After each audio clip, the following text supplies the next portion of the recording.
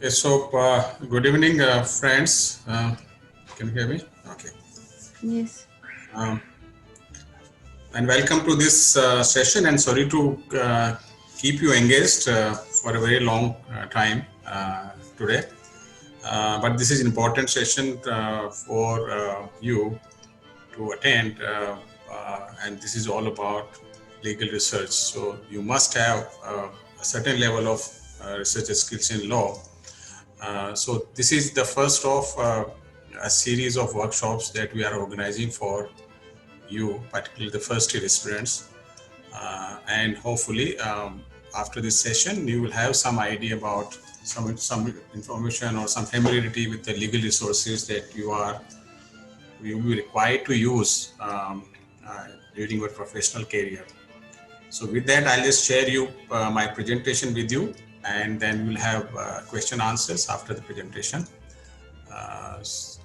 I plan to make presentation for about 1 hour, and then so that we can have at least half an hour for question answers that you might have. So I'll share with you my presentation.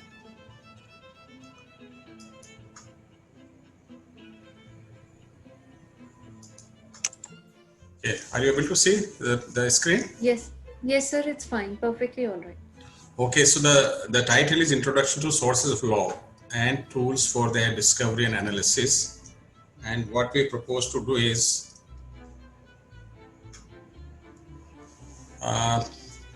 firstly, we'll talk about what do we mean by legal research, the purpose and the meaning of legal research, and then talk about the primary and secondary sources of law, and then how do we discover and find these laws. Sometimes we call them finding tools also in context of manual search, as we have now computerized databases and other resources. The better term is discovery of resources. And then there are certain tools which are available standalone as well as part of various portals and databases, which helps you analyze the information, and so that you can select the relevant and correct information. The third step would be how do you organize legal research? Basically the entire method of doing legal research.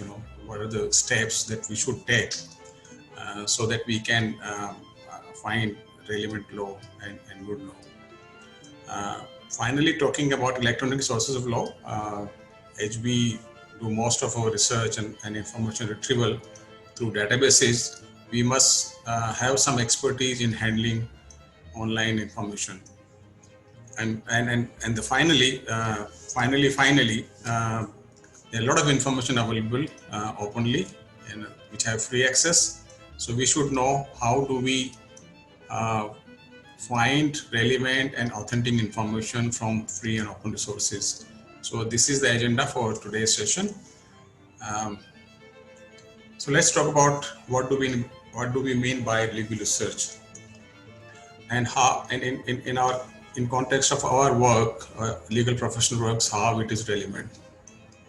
Okay, so if you look at the legal law professional's job, it's basically to make a decision, right? So there are a set of facts or a case or a dispute, and so there are facts, and so we have to decide, okay, what rules will be applicable.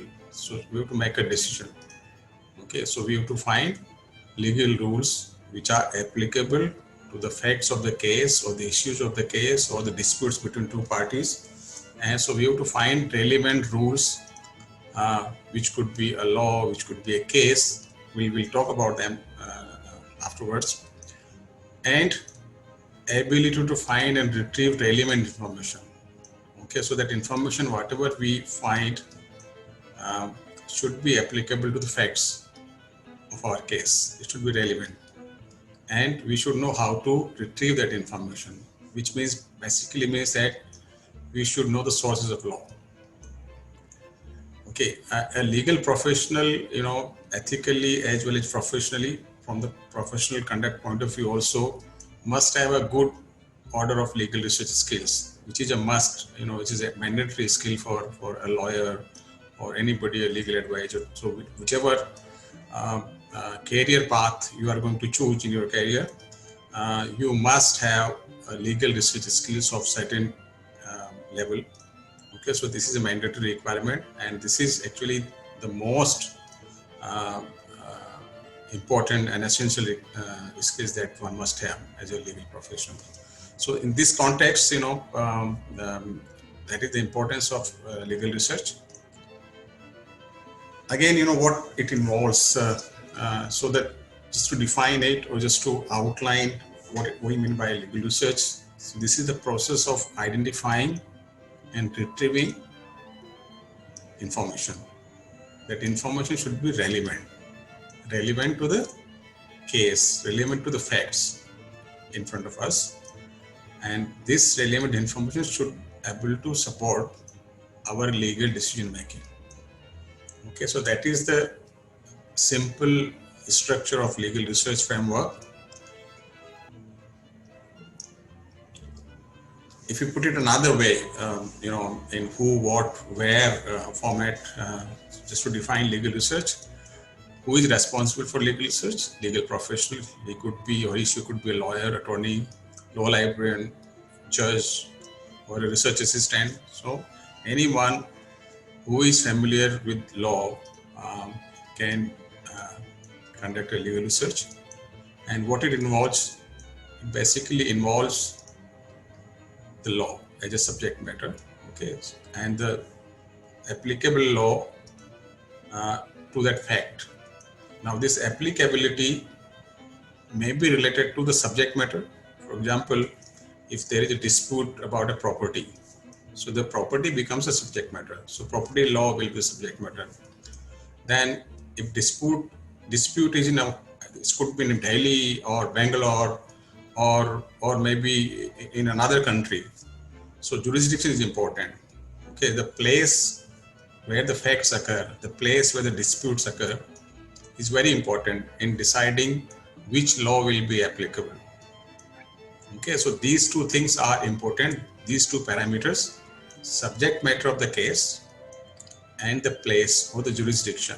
So if the case has to be taken to a court of law, which court will be dealing with this, and whether a law of India will be applicable, law of Delhi will be applicable, or a state law of Karnataka will be applicable. So that is very important to retrieve that particular law.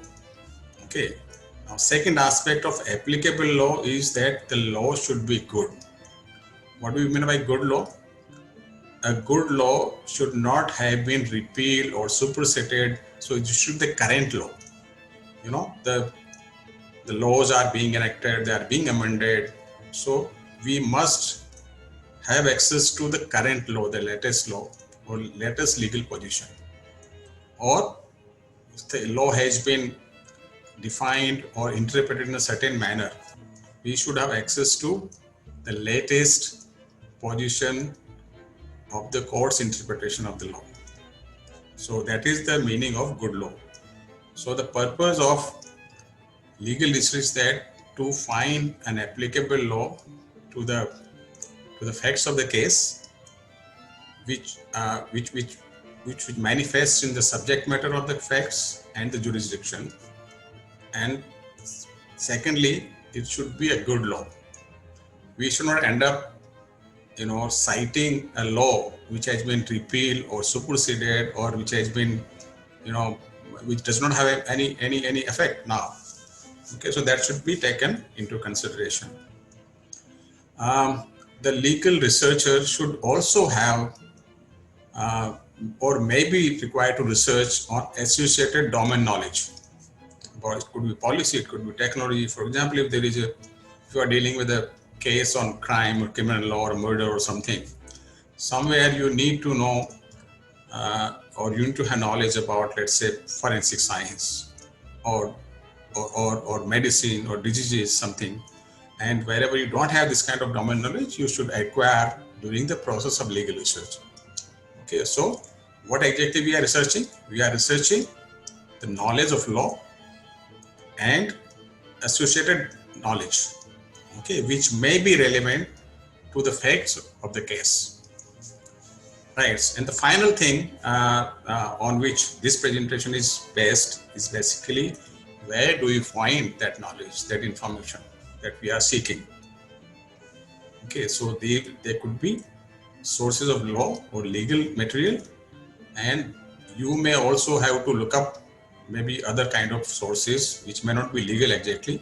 As I said before, that you sometimes you have to go into associated domain knowledge also, and for that purpose you may have to go to some other subject books or knowledge encyclopedia or something like that. So the three dimensions of legal research: who should do that? Legal professional. What it is involve? The law, finding a law, a good law, an applicable law. And where do we find? That deals with the sources of law. So that is the whole aspect of legal research, the whole entire campus of legal research that we have to deal with. Okay, so talking about applicable law, what do we mean by applicable? I already explained this. We should have a subject domain. Okay, we should define or find out subject domain. When you just look at the facts of the case, you will quickly know whether this case belongs to property law, or this case belongs to family, or this was criminal or civil or something like that. So, for example, in some time, not only the facts but also the kind of remedies that is requested, also very important, deciding the domain or subject domain of law.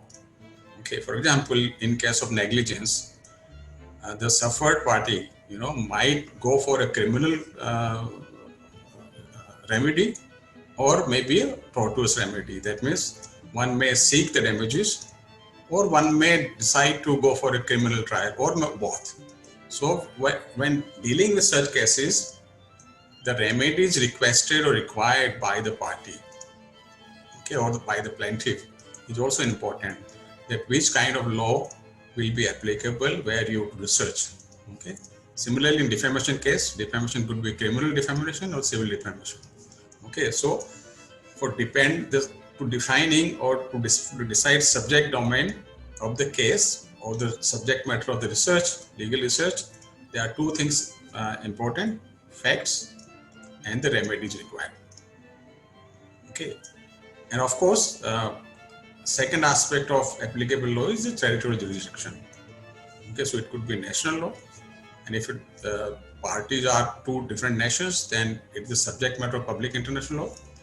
Okay, if the dispute or the facts are of nature which belong to transnational law. Transnational law basically a particular law which may be extended to another country.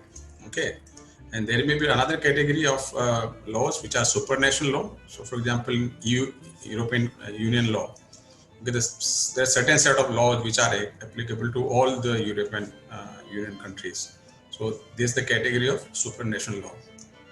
There may be another category which is soft law. They are not written, or binding laws. Okay, but there may be something like customs, etc. They are called soft law. Okay, then how do we decide which law will be applicable?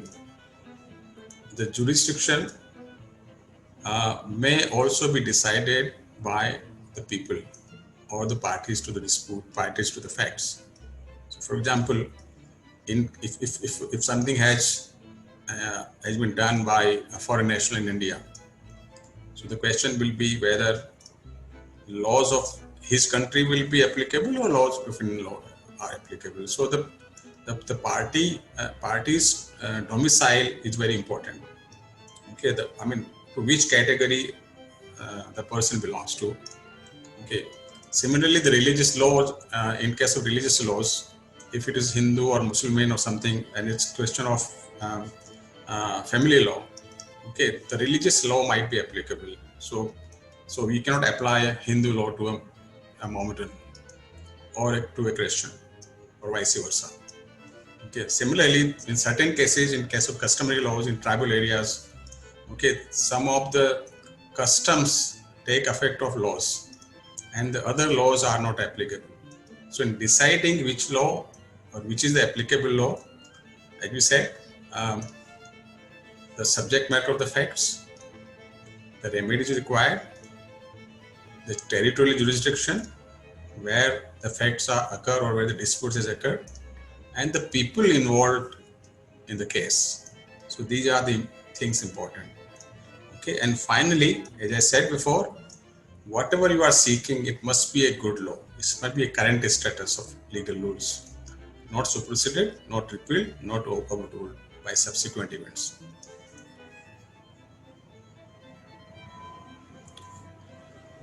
Okay, so let's talk about sources of law. Where do we find, once we have decided that these are the facts and this is the kind of law that we are seeking, then we should find where do we find that particular law, where do we find that information.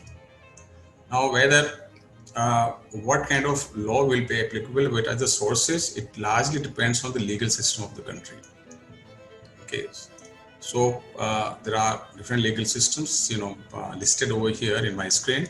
Common law systems, civil law systems, customary law systems, religious law systems, and mixed law systems. Okay, when we talk about common law systems, the primary sources of law are statutes, rules made by executives, and court judgments. Okay, so the courts also make law in common law countries. We'll talk about it later. So those some of the countries which practice common law, it's Australia, USA, UK. There are other countries which practice civil law, and they solely rely upon codified law, enacted law by the legislatures, and the rules made by the executives. The judgments or the court judgments do not have that authoritative effect there. Okay, so every time a dispute occurs, it has to be interpreted, it has to be applied on the basis of the facts and on the basis of the codified law only.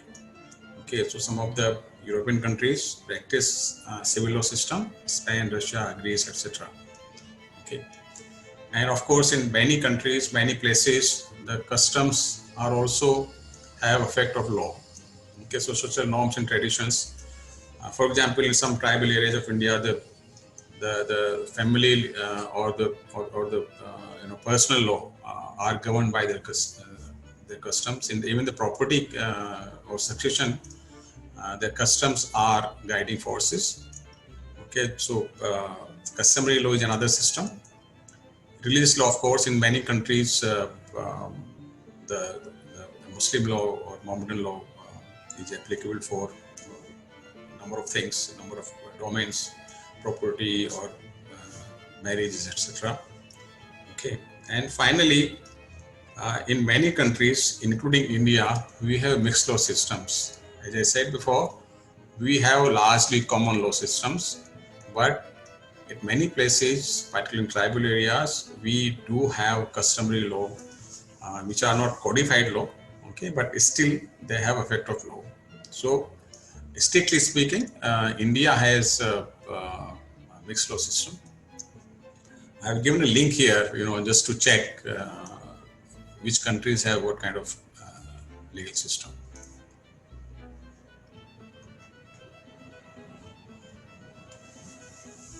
Okay, so let's talk about how do we categorize the sources of law. Okay, now when we say sources of law, they are basically categorized by the legal authority that they have. Okay, so there are two categories: primary and secondary sources, or primary authority or secondary authority. Primary authority or primary sources have binding force. Okay, so that is the legal authority which enacts them, which makes those sources is one criteria.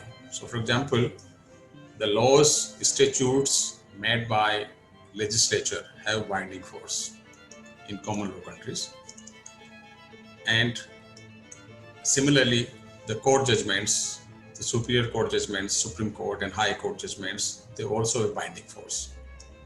So these are the primary law authority in common law countries. Then we also have another factor that defines, primary, secondary sources is the degree of persuasiveness. Okay, so if there is this is binding law or binding information, then this is a primary authority, and if it is just the suggestive or persuasive nature, okay, uh, then it is a secondary source. Okay, so always, even if you have a secondary authority, secondary sources at your disposal, finally you should zero on to primary source. We'll talk about it. So just to define the primary source, primary authority or primary source of law are authorized statement of law. Okay, so it's very important word of, which I have underlined here, that must be seen. And the secondary authorities are statement about law. Okay, so these are the statement which defines law, what exactly the rule is. Okay, and these are generally binding. Okay, and the example is constitutions, statutes, acts, rules, court judgments in case of international law, treaties and international agreements. In case of customary law, they are not codified, but the customs which have been clearly defined. Secondary authority, these are statement about the law. So they are not law in itself, but they define, okay, they explain, they interpret or locate or update the primary authority. So they are gateway to primary sources. Okay, they may help in understanding the primary law or primary sources of law. That's why they are called secondary sources. Secondary authorities normally have persuasive value only. Okay, they are not normally binding. Okay, you can't cite a paragraph in a book and say, now because this author says this should be binding in this case. No, it is not. The binding will be only what is provided in the statutes or what has been said by the court in a particular judgment. That is the only thing which is binding in common law countries. You can't quote a dictionary or arguments in the court and that is binding. Okay, that is only persuasive nature, that can be considered to be persuasive, but ultimately when the case is decided, it is for the court to rely upon those secondary statement or not. So this is we have talked about how primary sources and secondary sources are defined. And then third category of resource is basically, sometimes we call them as tertiary sources also. They help you find primary or secondary sources. Okay, so earlier we used to call them finding tools, but as we are working more in online information, okay, we refer to them as resource discovery tools. They help locate and update primary and secondary sources, and also assist in collating, organizing, comparing, and analyzing that information. So you will come across many tools that may help you actually to access not only access the primary sources, statute or cases, but also analyze them to find out which is the good law. Okay, so you may, if you come across by searching many cases relevant to your facts, what is the law, what is the case that you should rely upon? So these tools, these discovery tools exactly help you in doing that. Okay, so we'll talk about these later, so I just listed, what kind of resource discovery tools are available for you to work upon and just to know. Okay, so let's talk about primary sources. As we said before, in any common law countries, henceforth we'll talk about the common law countries, and mostly in the Indian context. There may be references to foreign law, okay, but that is only for the reference. And wherever we have been taking you and showing you the sources, they are mainly Indian law sources. So the constitutions are fundamental principles. This is the first statute of any country. So these are the fundamental principles of law. on which a nation is established or created and governs itself. So this is the kind of mother of all laws, okay, in the constitutions. So any law which is enacted, whether it is a statute enacted by legislature or a court judgment given by a Supreme Court, High Court, it must conform to the constitutions. Okay, it cannot violate the constitution. Constitution is supreme; it is sacrosanct. Okay, so everything that is done in terms of primary law, statute, or case law, okay, this cannot go beyond the constitutional provisions. Okay, so that is the main feature of the constitutions. So here you can find the constitution. If you want to have the authentic copy of the constitution, this is the link, India Code link, where you can find the authenticated copy of the Constitution of India. The latest copy you will find here. Of course, you may find reprints in many books. There may be commentaries. D.D. Basu and Sirvai are the two classic commentaries on Constitution of India that you will be referring during your study as well as during your professional career if you are practicing Constitution law practice. Constituent Assembly debates are also very important in the sense that when the Constitution was made and what was the intention of the Assembly, Constituent Assembly, that is reflected in the debates. So very often the Supreme Court goes into the Constituent Assembly debates to interpret the various constitutional provisions. So just for reference, that you should know it is only available at this stage in print. It is not available electronically. So you have to go to a particular library if you are looking for Constituent Assembly debates. The second most important source of primary source of law is statutes. Statute or legislation, sometimes we call them legislation. In fact, most of the time we call them legislation. Is positive statement of legal rules enacted by a legislature. So the statutes are enacted by a legislature. It could be a central legislature, parliament, Lok Sabha in our case, or Rajya Sabha, or it could be a state legislature, Vidhan Sabha in states. Different forms of statutory enactments may have different levels of authority. Okay, so at different stages, for example, you see, it might be, just a bill. It may not have been passed by any of the legislation, but still it is some kind of information it may provide. So there may be a bill which may never be passed by a parliament or legislature, but for the purpose of certain cases, you might refer to those bills also. Okay, so they are nevertheless statutes, but not have the force of law. They cannot be binding, okay, until they are passed by a legislature and approved by the head of the nation or the state, as the legislative process requires. So that even the statutes may have different level of authority. And what a statute contains, what is the meaning of a provision in the statute is the domain of the courts. Court only can define. They have a predominant role in interpretation of the statutes. On the right hand side, you can see where you will find the authentic copies of the statutes, legislations, or the acts of the parliament. So these are some of the sites. By law, the statutes have to be published in official gazette. Okay, so the official gazette is published in print as well as electronically, and you can find all the gazette notification here in egazette.nic.in.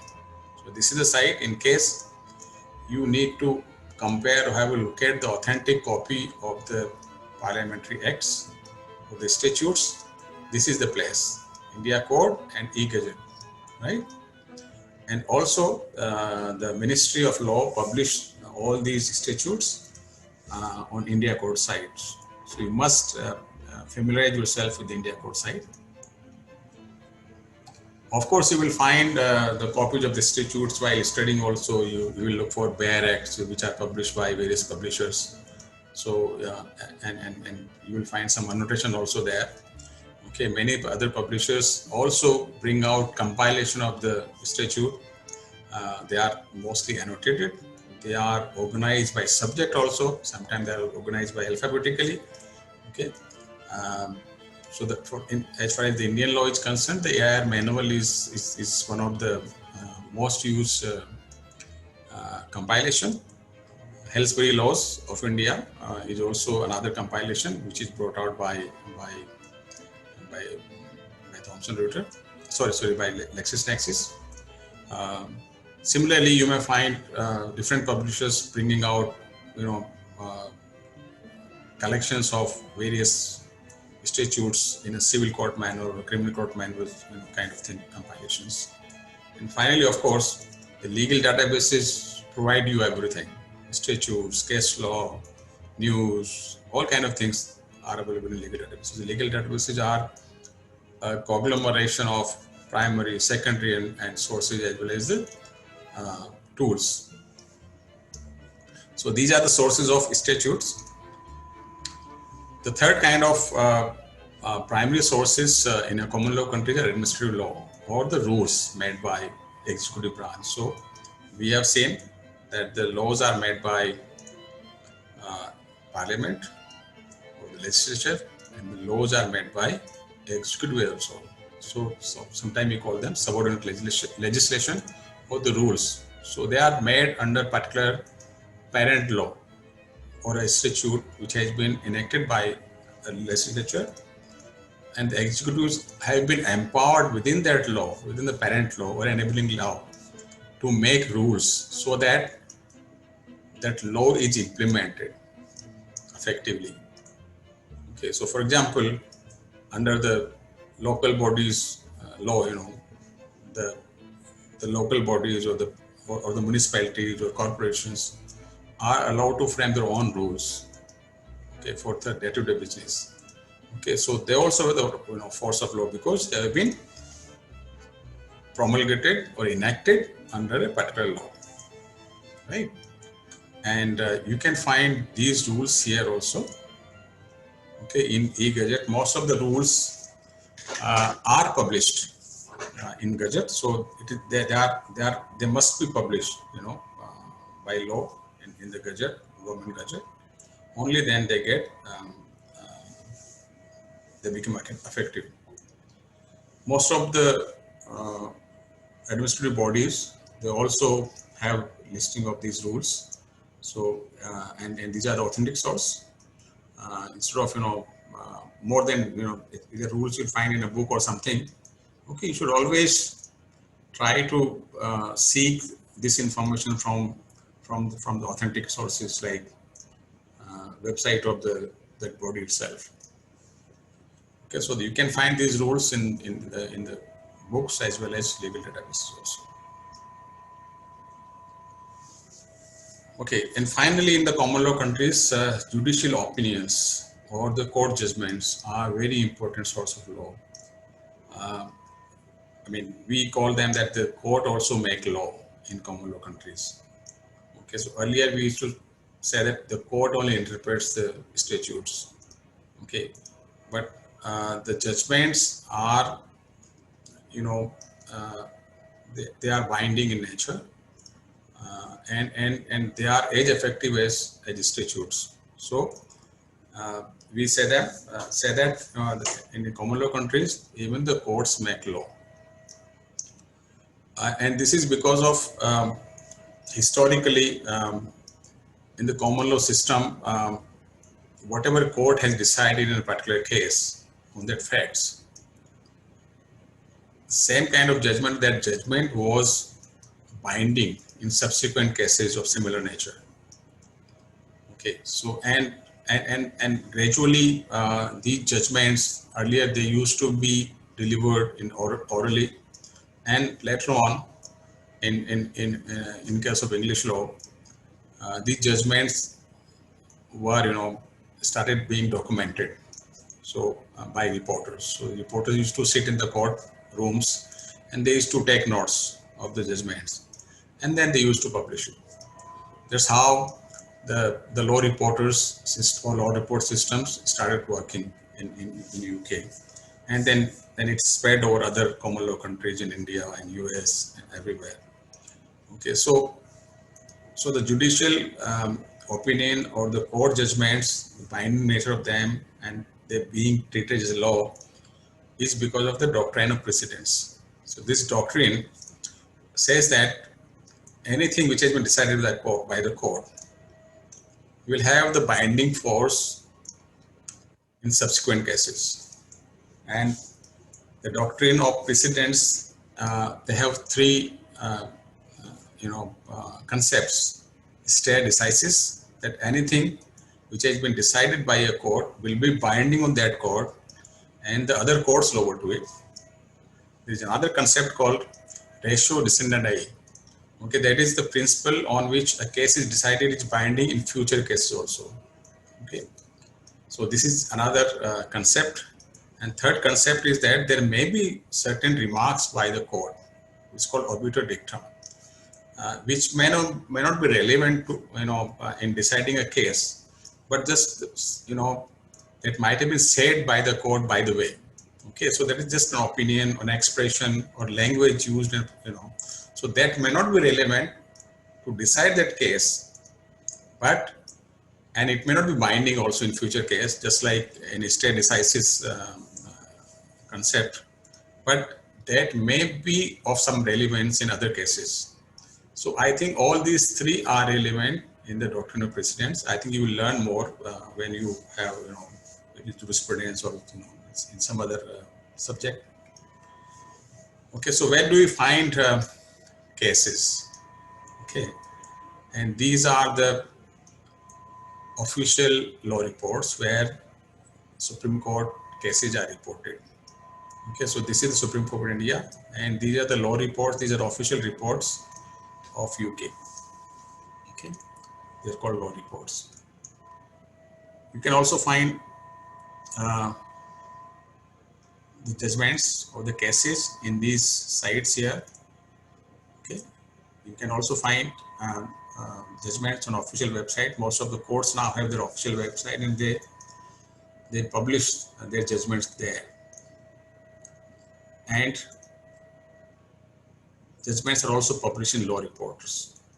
You might have seen being the citations, and they are being, most of the law reports are also are cited in the court judgments. So, for example, All India Reporter or Supreme Court cases, they are not official law reports. They are brought out by private publishers. And why are they being cited? If you look at the official website or official judgments, you will find only the bare judgment, just the judgment, the text of the judgment. What do these law reporters do? They actually do some value addition to the judgments. For example, they will make head notes, which basically will describe each and every paragraph of the judgment. And these head notes or indexes helps you to decide whether this particular judgment is relevant to your case or not. So in many cases, the judgments run into hundreds of pages. Now for deciding whether a case is relevant to you or not, or which part of the case is relevant to your facts, it's impossible for a legal professional to read the entire judgment in one go and then decide that. Okay, it's next to impossible. So the law reporters, head notes and indexes come handy there to decide whether a particular judgment is relevant to your case, whether it's a good law, or if it is relevant, then which part of the judgment is relevant. Okay, so I think these law reports, are important in the sense that they do some value addition, and you don't have to read the entire judgments. Only if you find that judgment is relevant by going through the head notes or the indexes, then you can read the whole judgment or the part of the judgment. So that's how most of the time you will find the law reporters being cited. It's just how do the judgments in the law reports are structured. So that's why you said there will be a summary that will decide whether this judgment. Then there will be head notes. They are kind of phrases basically which can tell you which statute has been used or cited here, or which other judgments have been cited. Sections of a particular statutes will be also be there, and the various kind of index will be there. For example, list of cases by party, the previous from which court this case came, okay, and which are the cases which have been cited in the particular judgment, subject matter of the judgment, and the statutes cited in that, and the judgment itself. Okay, and then so this is the structure of a typical judgment reported in a law reports. Okay, so, and these are some of the law reports available in print in our library, both Indian as well as foreign. This is a image of judgment. The same thing that I was telling you about. If you look at here, this is a case published or reported in 1969 Supreme Court cases at page number 23. If you look at here, this case came from Allahabad High Court, from Allahabad. And as it describes which are the bench, the name of the judges here. Sorry. And then name of the parties, appellant or respondents, two parties will be there, and the next will be the case number, okay, and date of decision. So these are important information for you. And another important aspect to section is the head notes. If you look at in boards, you will find them head notes. By reading these phrases, you can actually decide. It also tells you what was decided in the case. So instead of reading 20 pages, you just read this, and this will give you a preliminary idea whether this case is relevant to you or not. And this is summary of judgment. What was the decision of the court held? Okay, and then you will see the judgment itself. Now in official sites, you will find only the judgment part, right from this here where I'm indicating my cursor. From here onward, you will find on the court sites. This part is value addition by the law reports staff.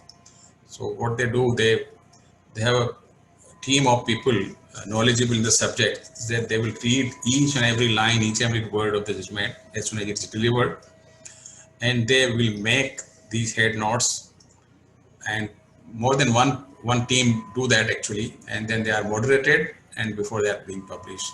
So it may take some time, before they appear in a law report.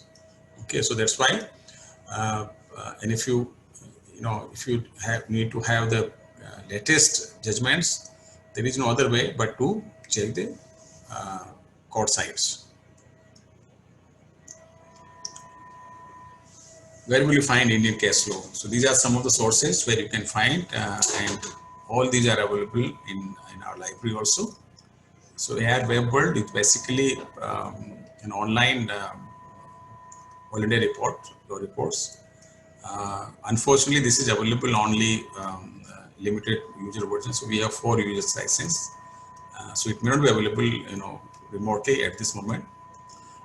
Then same thing is available on CD also with different years of coverage. SCC Online is another very popular database that you will be using very often. And Manupatra is another database that is also used by you. Okay, so both these are predominantly Indian case law databases. Okay, right. And now the question is that there is always an issue.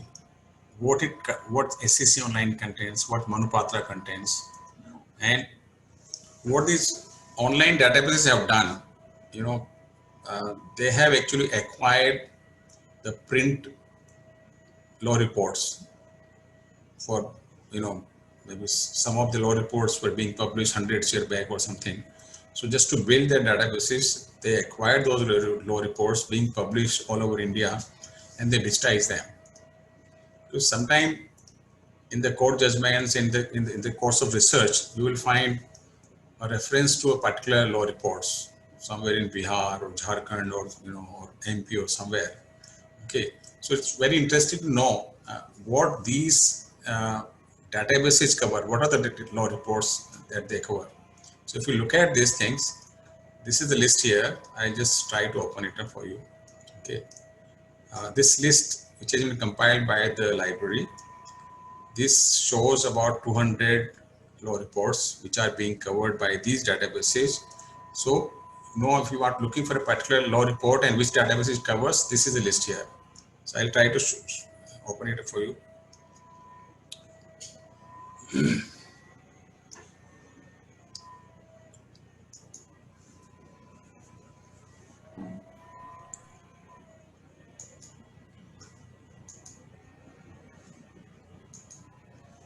Okay, is it visible, Ritu?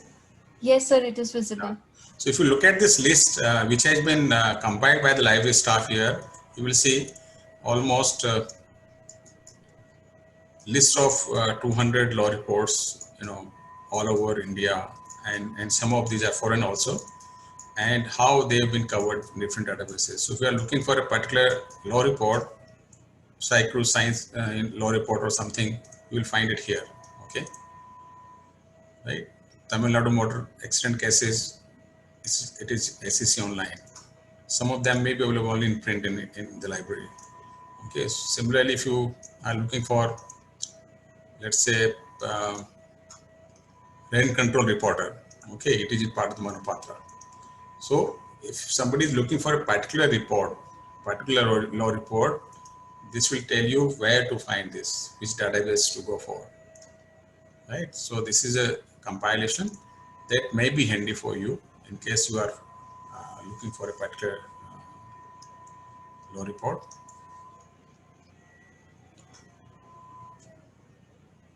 Coming back to the presentation, there is another resource that we have compiled. Okay, if you look at this list shows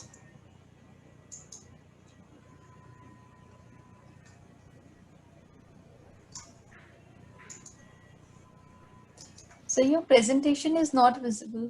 Yes, I it is not visible. I'm showing another link, Yeah. Right. Okay, so this is another list that shows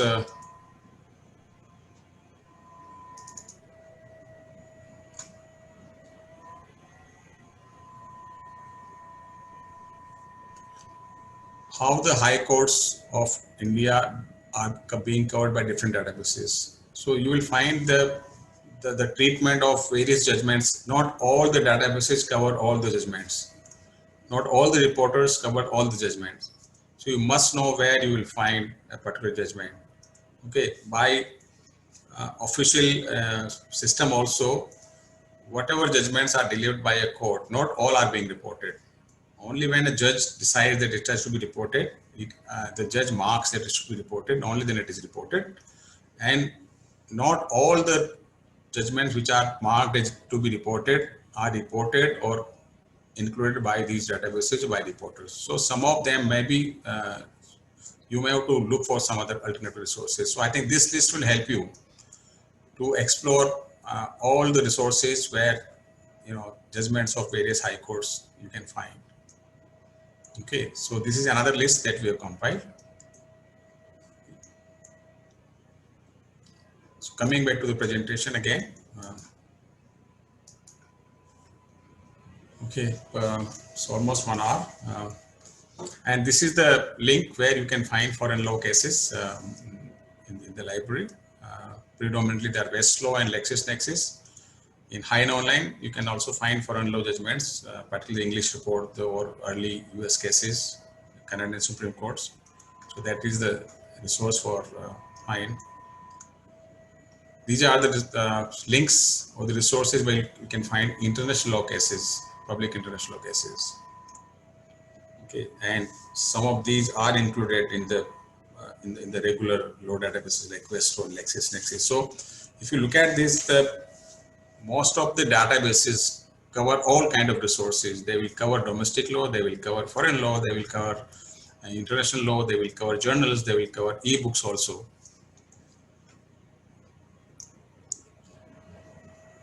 Okay, again, talking about the primary sources of international law, the treaties and agreements are very important and the primary sources, and you can find them over here.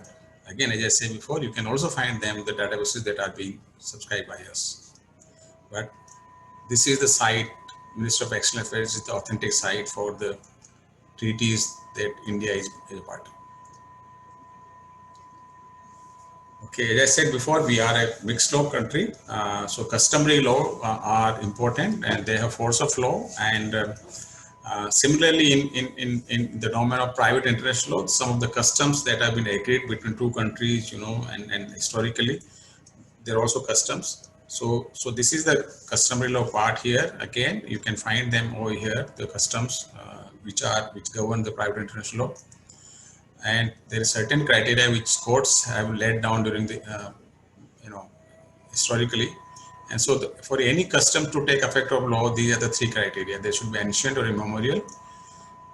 Any custom should be reasonable in nature, okay, and it should be certain, it should be uniform, okay. You cannot be hazy or fizzy, in nature.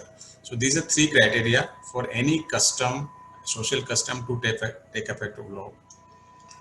Okay, and where will you find these customs? Customs are by nature, they are not documented. Okay, they are not written somewhere, but we can find from secondary sources what kind of customs are prevalent, were prevalent, during the time. So this is about the customary law sources. Let's talk about secondary sources. It's a very important aspect that, usually you start, if it's a very complex matter, you will start your search from secondary sources. And these are, as I said before, secondary sources are statement about law, not statement of law. So what they do, they interpret, they make you available the primary sources. They help you in understanding the primary law, and so it's useful that you start your legal research from a secondary source. They also help you understanding the law, the subject domain, and the first kind of secondary source is the treatises and legal commentaries. So usually you'll start with reading a book or a commentary on the subject of the constitution or criminal law or companies law or corporate law or income tax law. Now what these commentaries provide, they provide a narrative of a statute and the case law in a very readable form, a comprehensive treatment of the law. Okay, so that helps you basically when you start legal research, by going through reading the commentary, you will make a note of relevant cases in the statutes reading from the commentary. Okay, now the drawback is that the commentaries are not most up to date. They are not updated every day. So if something has happened after the commentary has been published, okay, so that information may not be, up to date. So you have to be careful about picking up a commentary which has been published recently, and also even if it is published a couple of years back, then you must look for the up-to-date information elsewhere. So you must supplement whatever you take out from the commentaries with some other sources, maybe databases or maybe subject portals or those kind of things, or maybe journals, law reports, etc. So how to find these commentaries? It's very simple. You just go to the library catalog. This is a site cohort.jg.in and search for the particular commentary over there. Okay, you can also look up these on the ebooks collections over there on the library website. Okay, and also there is another way. You can search all these databases together on this website. So the library website is the place where you can find the commentaries or the ebooks here also. Many of the databases also, in fact, a number of ebooks are part of the databases, and they actually allow to make a search within the books. So for example, if you are searching for something and even the book chapters are searched. Okay, so it's not just that the whole book will be available if you search. Okay, it's not the title author. you can actually search within the books also. Like for example, Lexis Advanced, if you do a search, okay, it will bring out the various chapters of the book also. Similarly, the EBSCO host or the EBSCO discovery service, you can actually search chapters. And many other databases, publishers do allow chapter searches. So this is the way to get hold of the commentaries. The second important secondary sources of law are the journals and the law reviews. As I said before, the commentaries may not be most up to date. The law reviews are more up to date than the commentaries and the books. Okay, because they are being published more frequently. They are being updated more frequently. We have almost 13,000 journals in the library, out of which there must be something like 5,000 belong to law. Of course, while doing a research, you may need to search other journals also. So these are the link over there. You must check the scope of the database, which year it covers. So it's very important. If you, for example, JSTOR, has a kind of lock-in period of about 3 years. So there you will not find journals published in last 2 years or so. So you must be very careful in picking up the database so that you get all the current information, current journals papers over here. As I said before, you can search the journal articles in a particular database of the publishers. You can also use a resource discovery tool called JGate or EBSCO Discovery Service. They help you in searching all databases in one go from the single interface.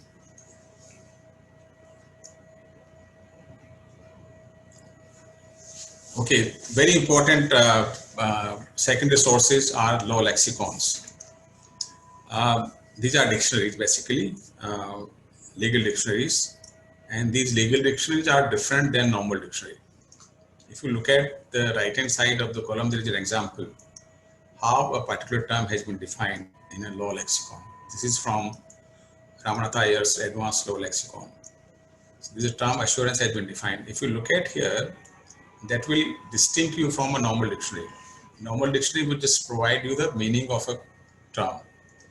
Here, the meaning has been provided from the point of view of law.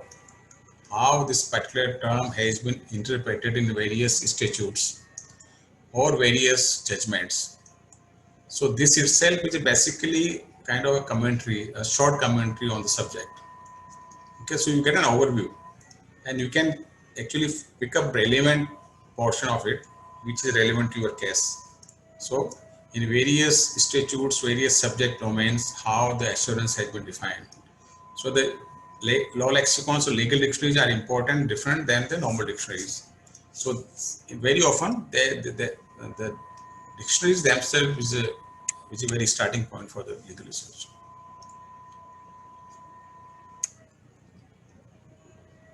Okay, the legislative debates.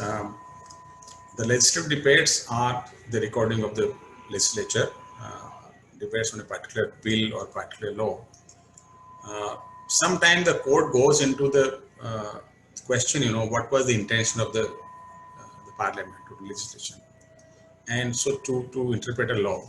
In that case, the legislative debates become some important source of law, a secondary source, because they are not primary sources, but that helps in interpreting a particular law from the point of view of intention of the legislation or legislature. And you can find not all the debates of Lok Sabha are documented or available, but some of them are available at this link. So if you need to have access, this is the online link. Of course, information portals and websites, a lot of these portals are available now. As I said before, you must update your information. The commentaries and journals, they have, some drawbacks of the currency. So whatever is not available there, these portals will update you. They will provide you what is happening, on daily basis. what new judgments have come out, what new statutes are being passed or have been passed. So that will, even if you can even subscribe them, you can have an app, about them. So they will keep you updated on things of your interest. So the information portals and the websites are important in that case. If you want, you can have a look at, click on this, and you will find this. I just show you one of them. We are running out of time.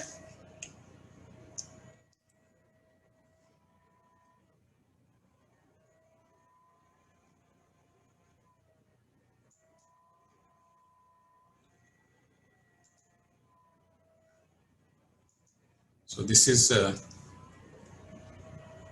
example of law portals where you will find news being flashed, different legal aspects. So this will help you actually update your information.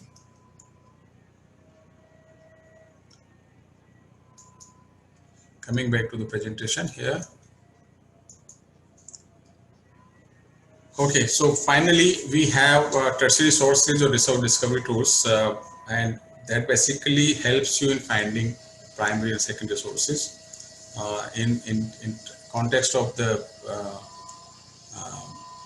print things, legislative digest, where you can find the listing of all the statutes. These are the digest. You will find them a compilation of for a number of years. Okay, and there are case law digest indexes, and this is some of the examples that we have in the library. Okay, so these are the 50 years digest of all case law organized by subject terms and all such things, and brought out by Supreme Court cases or All India Reporter. There are some other publishers who write like LexisNexis. So these are the print case law digest, which can be helpful in making a list of all the judgments on a particular subject for you. Then another very important resource discovery and analysis tool is the system of citation. You should know, because the judgments are being cited in a particular way, the law reporters are being cited in a particular way, the statutes from different countries are being cited in a particular way. So you must know by looking at the citation which primary source this citation refers to. So we have this tool, Blue Book, in the library. It is available online also here, although there is only limited number of seats.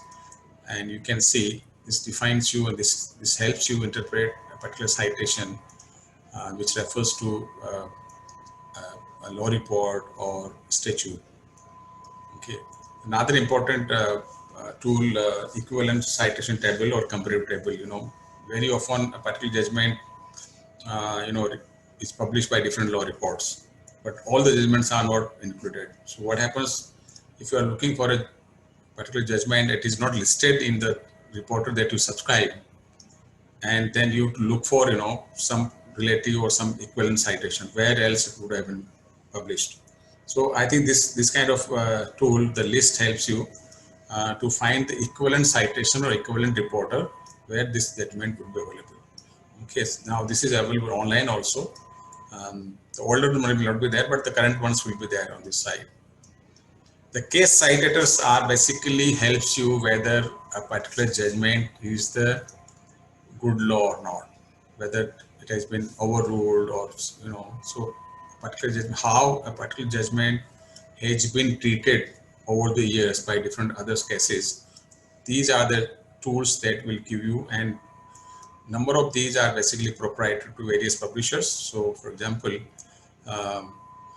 Shepard's index or Shepherdizing is the LexisNexis proprietary, and the First Point and KeyCite are the Thomson Reuters. JustCite is the Justice database. So these are the proprietary tools, and when you attend those workshops from different tools, please do explore how these citators are used to find a good law. Of course, I just showed before the sources compiled by law libraries. We have a number of resource guides depending on the complexity of the case that you have. Number of resource guides have been prepared by our library. staff, and so that will give you comprehensive and very detailed list of resources on a particular subject. I was showing the case cited. This is a print case cited reference. If you look at that, this is the judgments given here. If you look at here, then how this has been treated. If you say this is referred or overruled, so this is how the case cited in earlier days, when there was no computers, there was no online systems, but being updated, and the law librarians used to update them manually whenever a new judgment used to come. They used to update these manually, this case cited. This is the older days equivalent case table. You'll find a particular case being cited and what is the equivalent case in another reporter. So this case is reported in this judgment and this reporter, and the same case has been reported in another reporter. So whichever reporter you have, you can just maybe find that case. So this is the equivalent case table question. This is a very important thing. These are now many using the computers and the power of internet databases, and other companies are coming out with the tools that show you graphical representation of the case, how this case has been treated over the years. So this was the case, and if you look at that on the left hand side, you will find coming arrows. So these cases have been cited in this case, and this case, this judgment was announced. Okay, and that you see there's a different size of bubbles and different color of arrows. So the red color means that these cases have been treated negatively in this, or they might have been overruled or treated negatively. The green ones have been treated positively. That means these cases have been relied upon in this case. So in just one go, we can see how different cases, this is another example of citation analysis, okay, or the case analysis.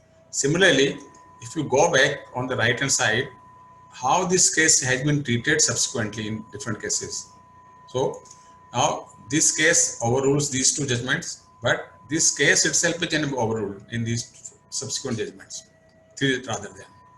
Okay, so from just one go, graphically, you can have a look at this, how this case has been treated. Now this is from Manupatra. So when you explore Manupatra, look for this feature, case analysis feature there. Same thing is from another tool called Just Cite. Okay, little elaborate, but similar tool available there. Okay, so I'll take another 5 minutes to finish my presentation before Ritu. Are there any questions? No, sir, not exactly right now. Okay, so I can continue for another 10-15 minutes? Sure, sir. You can continue, please. Okay, so let's talk about how the legal research should be done. We have discussed the concept of legal research, purpose of it, but let's see how should we go about it. Okay, so for starting legal research, there's a 4 or 5 steps that you have to do. You should identify and analyze the significant facts. Okay, so you must have facts before you. Okay, and you should do a factual analysis. Okay, and there is a very thumb rule called TARP rule. TARP rule, the first thing is that you should identify the subject matter or the thing, T. Okay, and then you should identify the cause of action or ground of defense. Why this case has been brought for a legal analysis or legal advice. So what exactly has happened?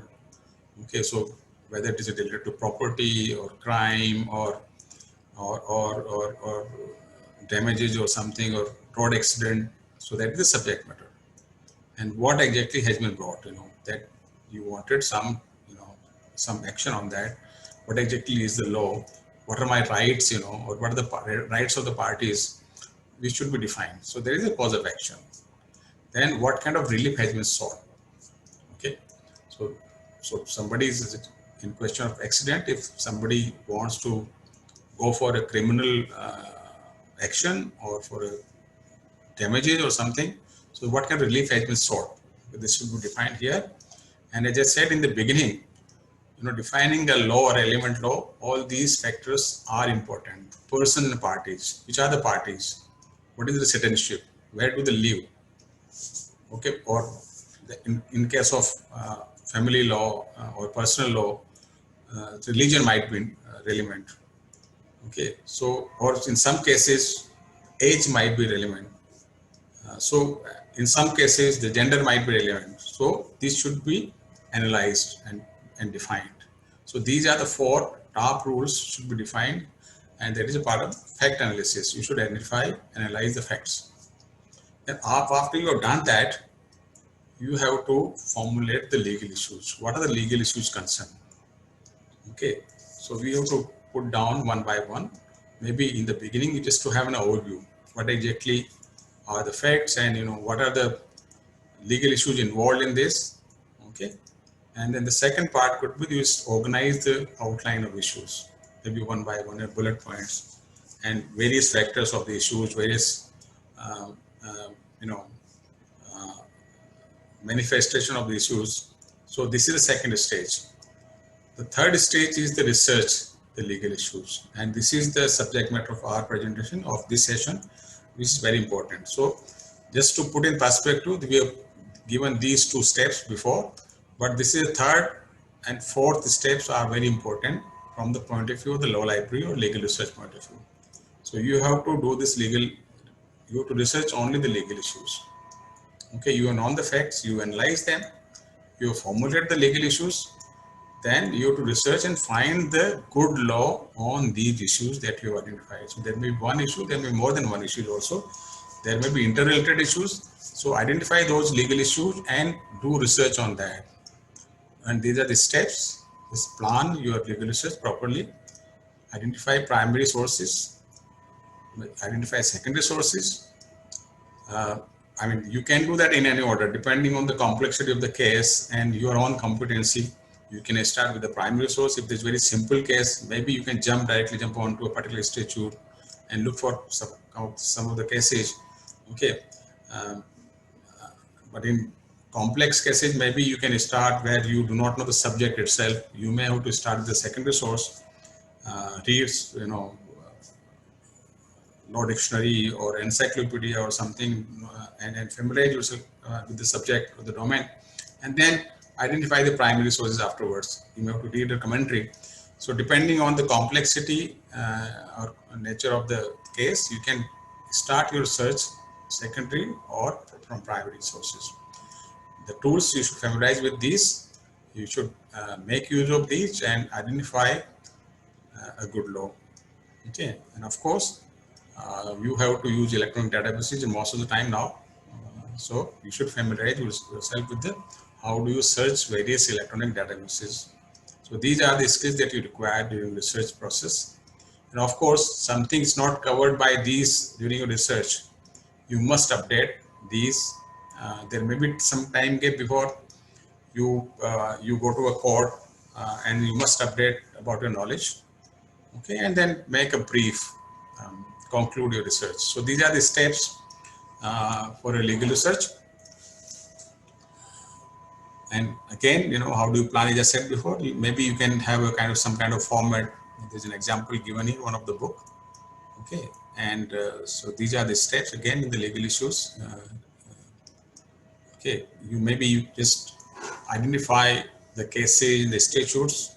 In the beginning, make a long list. Okay, and then with the process of filtering or exclusion, drop the irrelevant cases or the statutes and zero on in a short list which are most relevant to your case. Okay, and then check each one of them whether they are good law. Okay, so you could read maybe some of the judgments and the statutes thoroughly and identify the most relevant and the good law points for you. Okay, and then make your briefs accordingly. So this is the very simplified process for legal research. Let's talk about electronic sources law. Okay, all these whatever we have, you can find here at this link. Okay, most of these are available on IP-based access, which means that you don't have to log in from to use these databases. Without login, you can use from the campus, Of course, now because of these days, you to log in remotely, for which you require a user ID password that we have already discussed in various webinars. And you might have seen this already, e-resource page. So I'm not going to open it up for you. This is a list of the databases that we have, the prominent ones in the library. Okay, while searching, you will be required to level of skills. One is the generic skill of using Boolean operators and or not, and refining your searches. So you should familiarize yourself with these, and also each of these databases have their unique search engines features. And so you should also familiarize yourself with the personalized features. In some databases, you can set up your alerts. You can only create your own personal space there. Many of these use artificial intelligence and machine learning features. So these must be explored by you. So there are advanced features, so and unique features of different databases. There's some common features which all of them have. Okay, I mean there are a lot of freely available information, and you must be careful that because on internet there is no gatekeeping, so there is nobody controls this information. So you should be very careful that whatever you are searching in the public domain, it must be authentic. So you look for the formality. If it is from the court site or something, you can think that, or it's Ministry of Law, then you assume that the information is authentic. But if it is coming from unknown website or unknown author or unknown owner of the website, you have to take a lot of precautions. Okay, then finally, which are the reliable sources of free legal information? We recommend that if you are using these two sites for free information, as long as you are working with the university, you will have a lot of databases. But in case you need to have access to free information, these are the reliable websites for free legal information. Okay, some more open access resources are cited here. These are also very authentic and reliable ones. So that's all from my side. I think I was able to finish within time. And Ritu, if there is any questions? Not really, sir. Just a second. I think, yes. Okay. This question, although it is not related to the presentation, however, the query sounds like that there was some, disruption in the connectivity. So due to which the attendee was not able to connect completely. So just wanted to reconfirm whether we are going to upload the recording of the webinar, and also are we going to get the PPT of this or not? You can answer that, Ritu. Certainly, yes, sir. Thank you so much. Yes, for both the questions, the answer is the library website.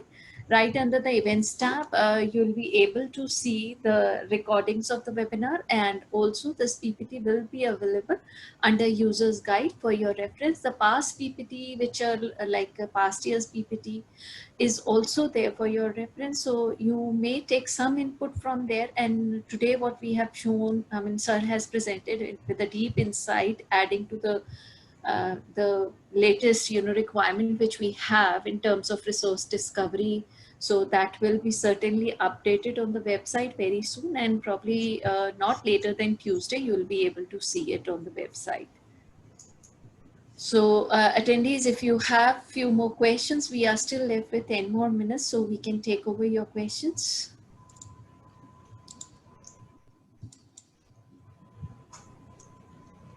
Okay, so thank you very much, all the participants. So we have, and hopefully you like the presentation and the information.